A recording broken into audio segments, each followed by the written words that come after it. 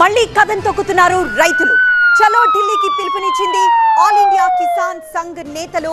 రేపు చలో ఢిల్లీకి పిలుపునిచ్చింది. పంటలకు కనీస మద్దతు ధరపై చట్టం చేయడం, 2020 ఆందోళనల్లో నమోదైన కేసుల ఎత్తివేతకు డిమాండ్ చేస్తూ ఉన్నారు. రైతుల ఆందోళనతో పంజాబ్, హర్యానా అలర్ట్ అయింది. ఢిల్లీ సరిహద్దుల దగ్గర ముందస్తు జాగ్రత్త చర్యలు చేపట్టారు.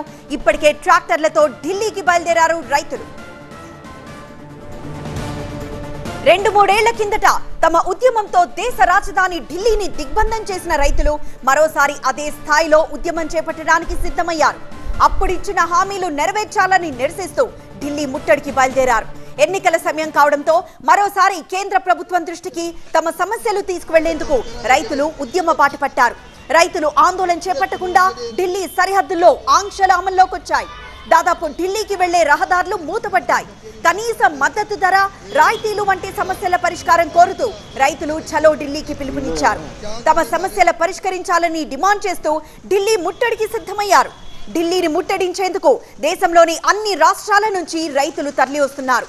వీరి పిలుపుతో హర్యానా, ఢిల్లీలో పోలీసులు అప్రమత్తమయ్యారు. ఢిల్లీ సరిహద్దుల వద్ద భారీగా భద్రతా దళాలు మోహరించాయి.